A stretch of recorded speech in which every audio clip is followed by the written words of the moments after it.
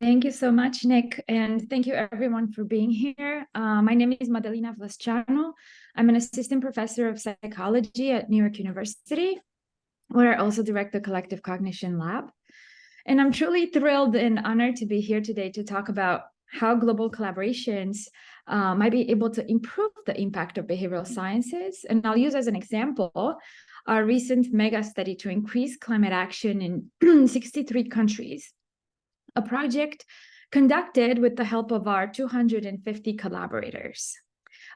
Please feel free to ask questions throughout, especially clarification questions, and I'm happy to take more substantive questions at the end.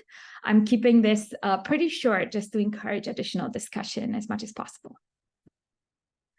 Okay, so this study and my research program at large are inspired by the growing climate crisis, which is being caused by people burning fossil fuels to produce the energy sustaining our civilizations. But a byproduct of this practice is the release of greenhouse gases like CO2 into the atmosphere, which is causing the rapid warming of Earth's climate.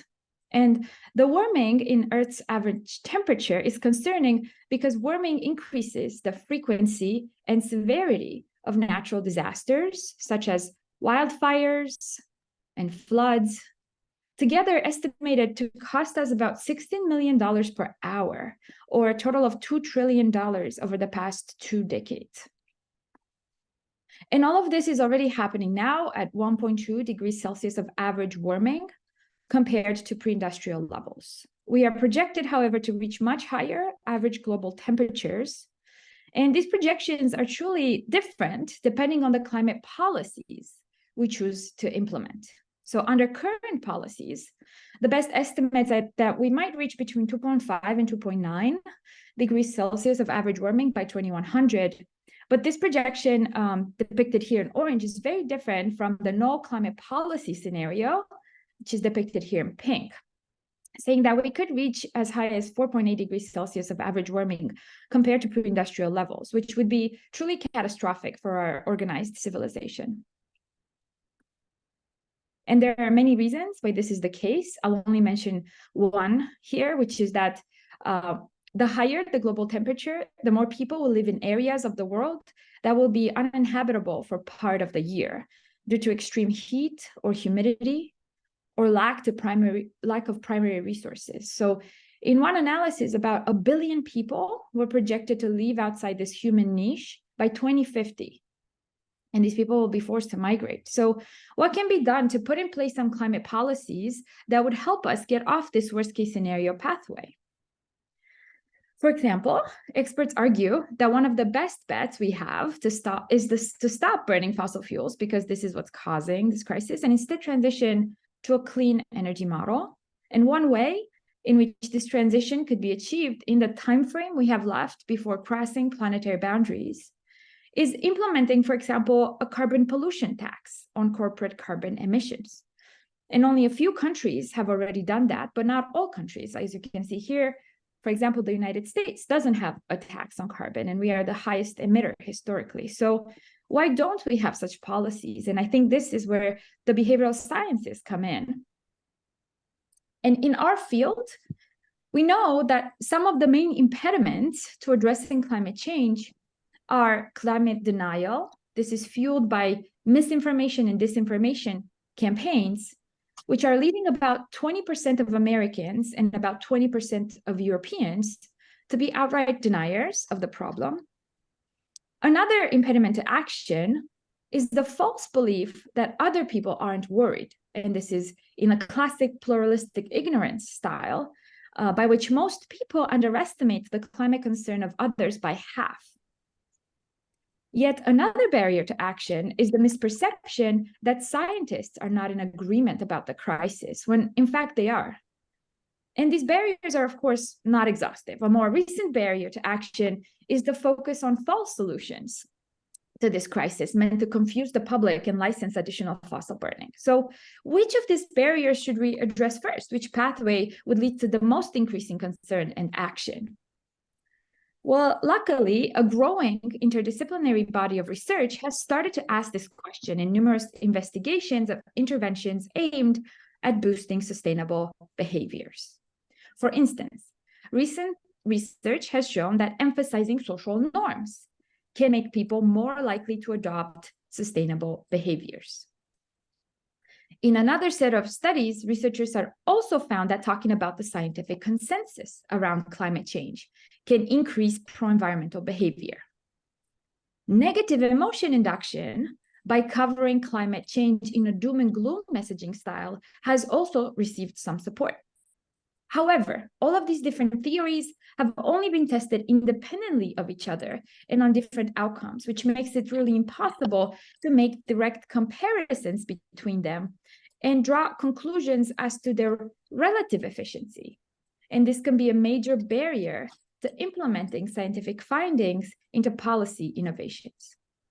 So to address this concern, recent work in the behavioral sciences has proposed the adoption of the mega-study approach.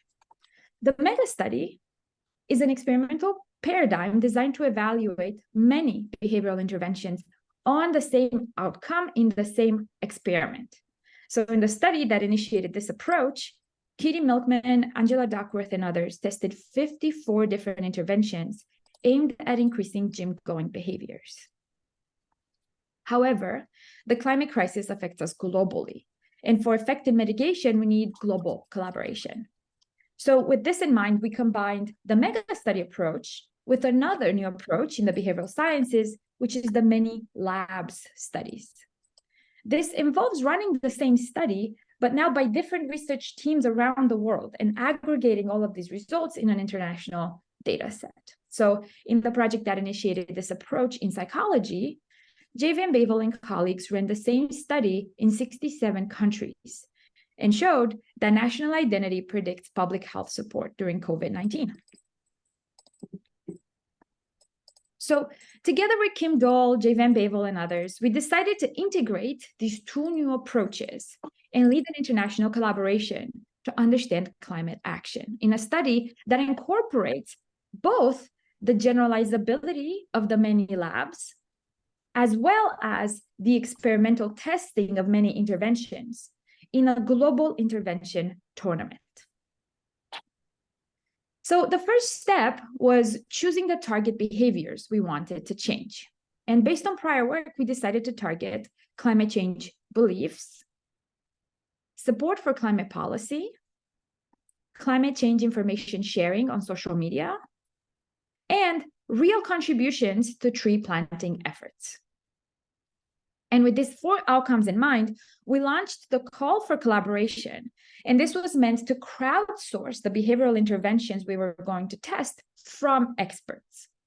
And of note here, we decided to crowdsource these interventions rather than simply test the most cited ones or the ones with the largest effect sizes reported in previous work.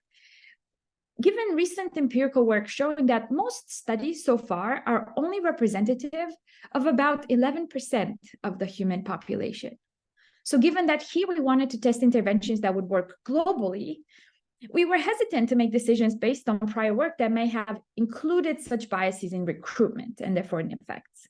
And indeed, in recent studies, crowdsourcing had been found to improve the quality of scientific investigations by promoting ideation, inclusiveness, transparency, rigor, and reliability. So after posting this call for intervention proposals on as many professional society forums and listservs as possible, as well as on social media, we received dozens of interventions, which we then vetted on metrics such as theoretical relevance and practical potential to this problem. And then we asked all of our collaborators to vote on these interventions by ranking them. And what you can see here are the votes of a sample of 188 researchers who are our collaborators on this project. So after this process, we selected the top 11 interventions. And now I'll give a brief description of what each of these interventions entailed theoretically. And you'll see them in the order in which our collaborators thought they would be most effective.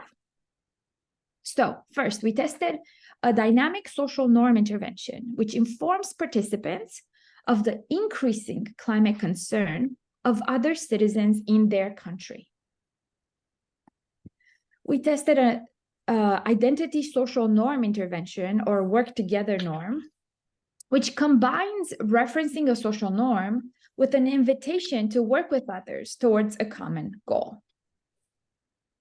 We then tested an effective collective action intervention, which includes successful examples in which people have solved global issues in the past. So an example here being the restoration of the ozone layer, which required international collaboration.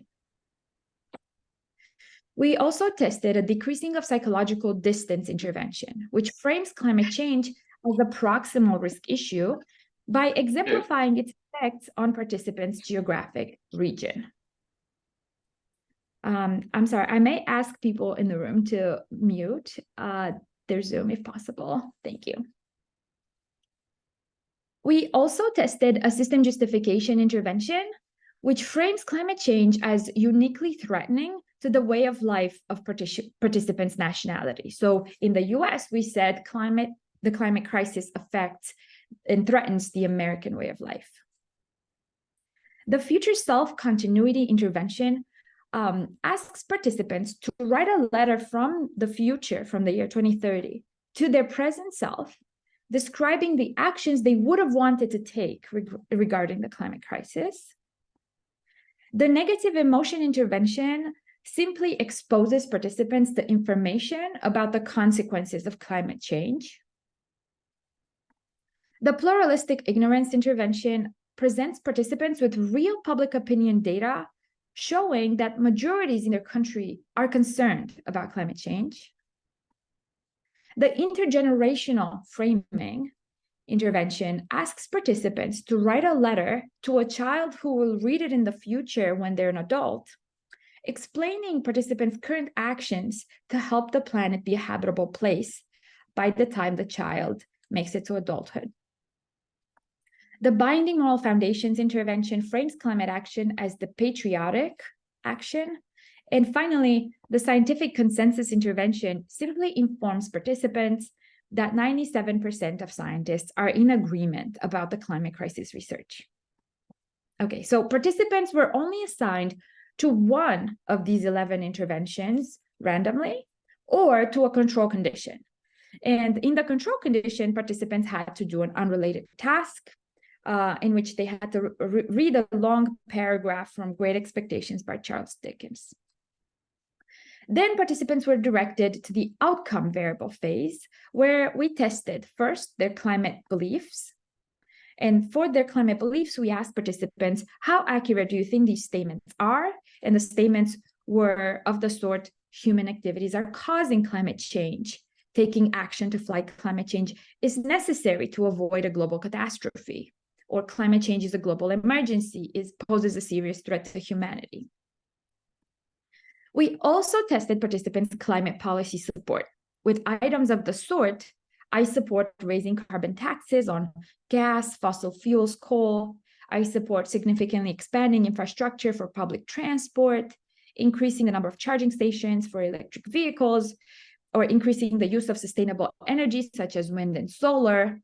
And so we had 9 such policies also presented in a randomized order.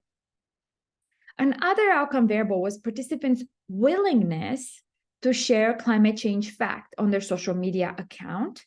And here we included specific hashtags that differed by condition, so we can actually search for them and see whether participants were more likely to post in particular conditions. You can already see these on Twitter. Finally, for an actual real-world behavioral task, we included the Work for Environmental Protection task, or WEPT in short. So the WEPT is a multi-trial web-based procedure in which participants can choose to exert voluntary extra efforts of screening numerical stimuli. And this is in exchange for donations to environmental organizations. So participants here have the opportunity to produce additional actual environmental benefits at actual behavioral cost. So specifically, we tell participants that for each page of this very tedious number sorting task that they complete, we will donate 1 tree to the Eden Reforestation Project. And they have the option of completing up to 8 such pages, so to a total of 8 trees per person actually being planted as a result of this task. So as a side note, we actually just finalized our donation and planted 330,000 trees as a result of this project. So that's because we collected a sample of 440 participants from 63 countries. And here is a map of the relative sample sizes collected from each country. Most of these sizes of these samples were census matched to at least one demographic variable to the country in which they were collected. And of note, I'll make a note here that we adapted the study to each country in which we collected data, such that all materials were translated in each local language, and each intervention was adapted to match the local context. Okay, on to the results. So the first result I would like to point out here is a descriptive one. So when looking at the data just in the control condition, we saw very high levels of belief in climate change and in the emergency with which we need to act. So the average level of belief at baseline was 86%. So to assess now the effect of the interventions compared to this control condition, we ran Bayesian regression models, which of note here, this is preferable to null hypothesis significant testing, because our goal was to estimate relative effectiveness of treatments rather than just establishing non-null effects. So throughout the results section, everything I'll present follows this Bayesian approach, but I should note that we also ran frequent twist models. So for example, we ran hierarchical mixed models just to compare across these different schools of psychology. And the results were the same with both approaches. So we found that the best intervention to increase belief in climate change is the decreasing of psychological distance intervention. Again, this consisted of giving participants examples of climate change effects in their country. Interventions that also increased beliefs were emphasizing effective collective action, or writing a letter to one's future self or to a future generation member. But although statistically significant, at least in the hierarchical mixed models, I want to draw attention to the size of these effects. So the top intervention increased belief by about 2.3%. This is equivalent to a Cohen's d of 0.06. So this is an important feature of these findings, potentially due to the ceiling effects. As you can see, belief is already really high in control, potentially due to the heterogeneity of effects between countries. So if you just look at the US, these interventions are way more effective than at this global level. Okay, onto policy support. So for climate policy support, in the control condition, so at baseline, this was more widely distributed now than beliefs, but still with a really high degree of policy support at baseline. So 72% climate policy support at baseline. And now when looking at the effects of our treatments, the best intervention asked participants to write a letter to a future generation member explaining their current actions to save the planet. So this intervention was again meant to decrease the psychological distance of climate change, but this time between one's current choices and those choices' impact on the future generation. Other interventions that significantly increased policy support in our frequentist models were effective collective action, letter to future self, decreasing of psychological distance. And again, I want to point out that these effects are very small. So the top intervention increased policy support by 2.6%. For willingness to share climate change information on social media, in the baseline condition, about 55% of people said they're willing to share. So this is pretty much chance levels because they could say yes or no. But the top intervention that increased social media sharing intentions was negative emotion induction. Again, this consisted of doom and gloom messaging about the consequences of climate change. So this intervention brought up the percent of people willing to share by 12 percentage points. So this was the strongest effect we observed in the study, a 12% increase in sharing intentions, which is equivalent to a medium effect size of Cohen's d around 0.27. So this intervention was followed by the same ones that were effective so far. So letter to future generation, effective collective action, decreasing of psychological distance, now letter to future self. And actually everything except for pluralistic ignorance was significant. And this was true even when adjusting for multiple comparison in the frequentist approach. Okay, now for the last outcome, the higher cost, higher effort behavior of actually engaging in an effortful tree planting task. At baseline, you can see that most people actually planted all 8 trees. So we again ran into ceiling effects here. And the average in the baseline condition was 5 trees per person being planted as a result of this study in the control condition. So the best intervention that increased tree planting even more was binding moral foundations, followed by scientific consensus. But this is not different than the control condition. So surprisingly, we also observe here that the interventions that did best on the first 3 outcomes actually decreased the number of trees participants planted compared to the control condition. So this finding could suggest that these interventions might have been better at targeting conceptual processes or lower effort action, and might not be so effective at targeting more effortful action, which could make us think that more work might be needed in the behavioral sciences to identify effective interventions at stimulating higher effort behavior. However, we're very hesitant to generalize this finding to other behavioral tasks, since tree planting is very idiosyncratic in a couple of ways. So first, planting trees is an individual level climate action, and we know that individual action can be different from systemic action, like political participation or activism. And second, we're hesitant to generalize these findings even within other individual level behaviors that might not require a lot of time.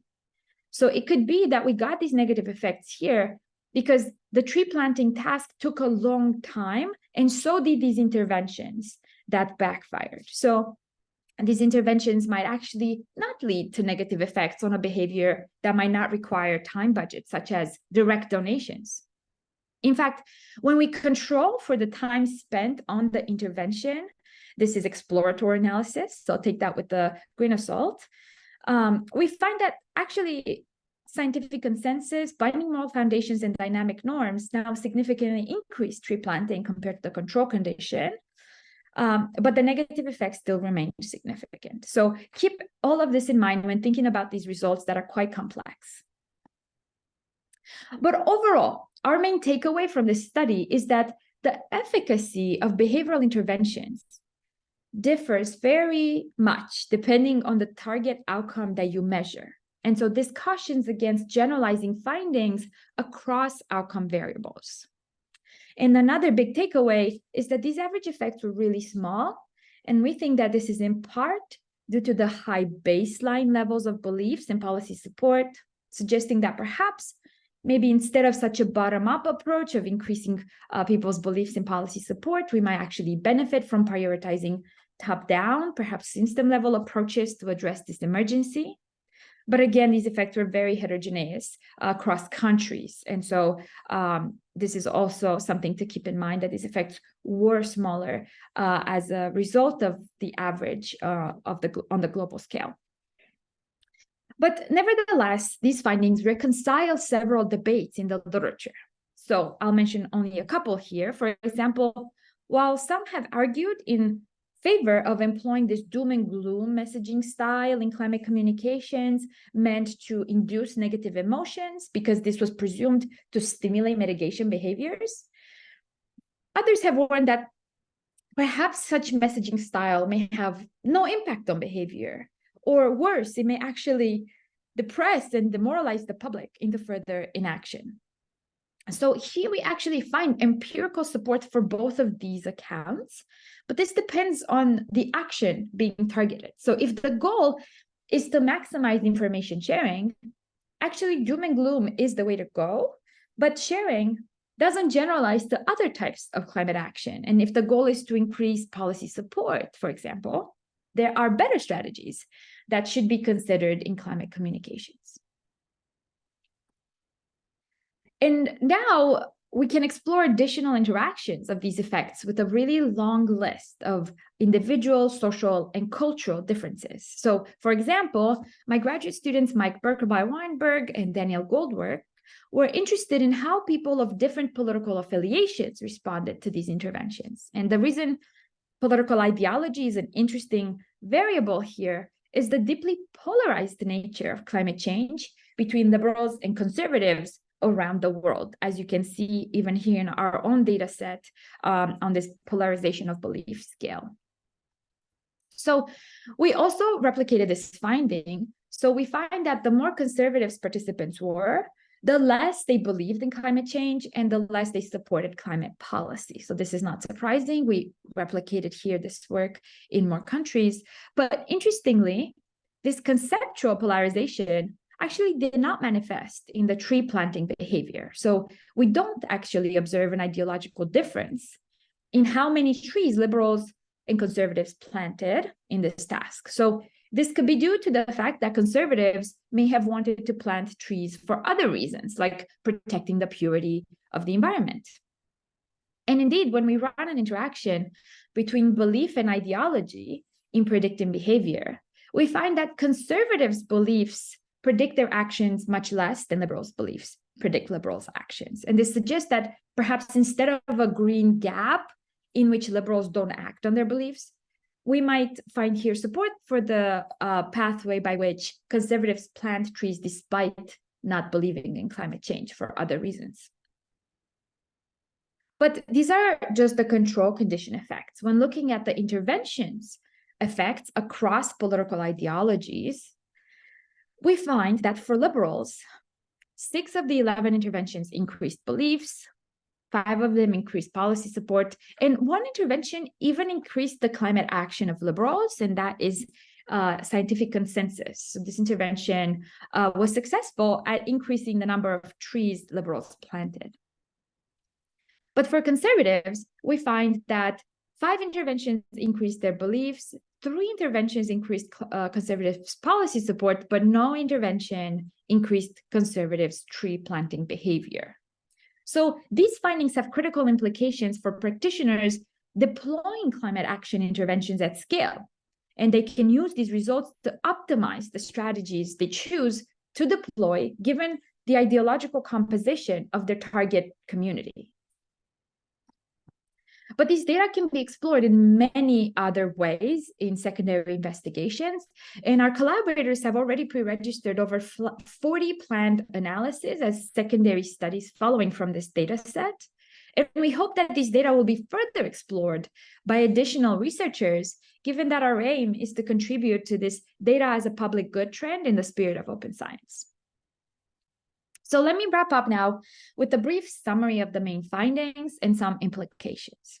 So we find that the best strategy at increasing climate change beliefs was the decreasing of psychological distance. The best strategy of increasing climate information sharing intentions was negative emotion induction. And the best strategy of increasing climate policy support was writing a letter to a future generation member. But these 3 strategies decreased the number of trees participants planted. The main strengths of this project are the ability to directly compare the main theories in social psychology as crowdsourced from a diverse sample of experts that have shown promise at stimulating pro-climate behaviors in prior research. Also, thanks to this intervention tournament randomized controlled trial design, we can actually make causal inferences as to which intervention causally influenced most behavioral change.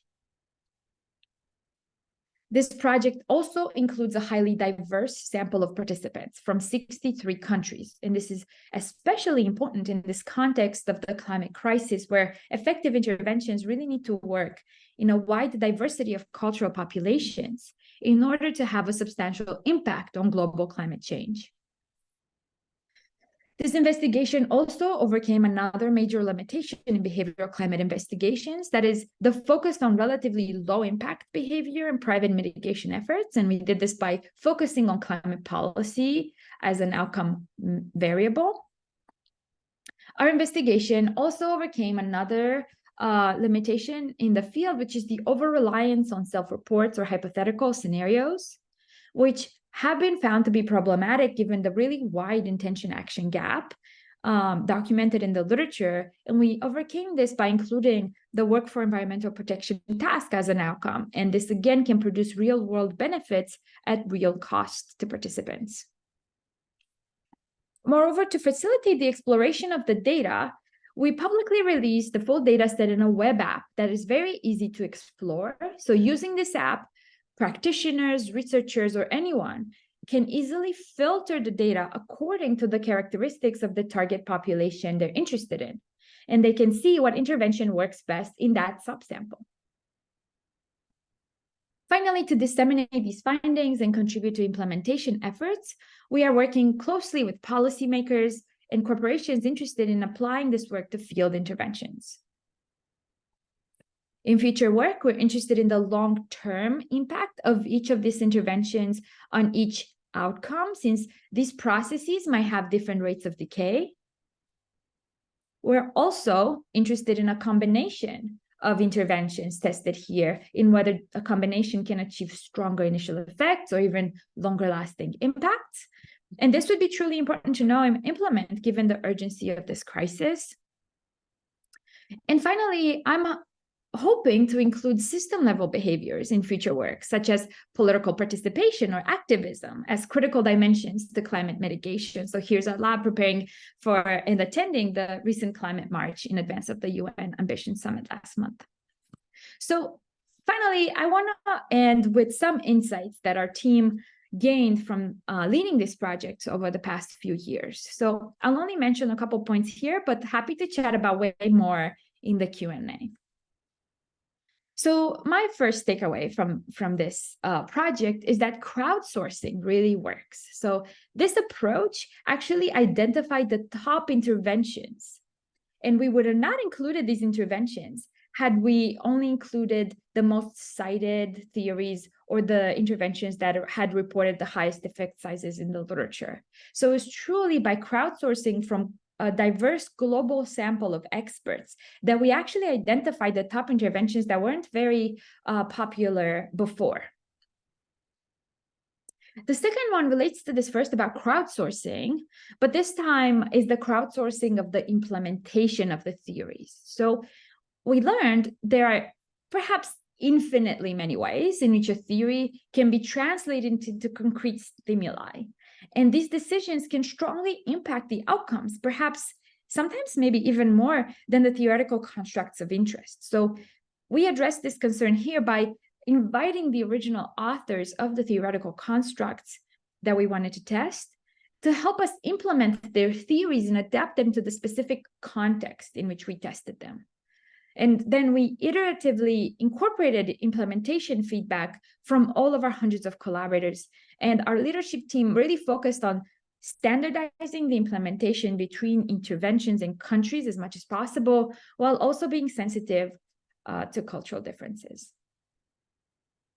And finally, our biggest insight, I think, was that coordinating dozens of teams from dozens of countries, translating materials and adapting them across cultures, getting data from countries with limited data collection infrastructure, ensuring quality and consistency across teams, combining all that data together.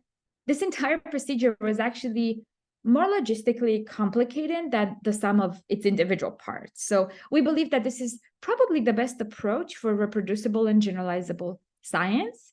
But these features of a big team science approach should be truly considered when embarking in such a project. And here we decided to take this approach in order to streamline the behavioral sciences response to the climate crisis, because this is truly a global problem that is in need of global solutions. And now I'd love to hear your thoughts for the rest of this hour. But first, I have to thank my co-leads in this project, Kim Dole from the University of Vienna and Joe Coleman at Columbia University, as well as Jay Van Bavel here at NYU. And then I'd like to acknowledge all of our 250 collaborators, whom I won't mention now by name because that would take 20 minutes. But you can read about them using this QR code that is in the middle of this page that you can scan. I also would like to thank NYU and Google Jigsaw for providing some of our funding to initiate the project, and especially to carry out the donation to Eden Reforestation Project that helped plant the over 330,000 trees. And finally, to my lab, the NYU Collective Cognition Lab, they're the reason these ideas are clearer now. And thank you for listening. I can't wait to hear your reactions and your questions and your feedback. Thank you.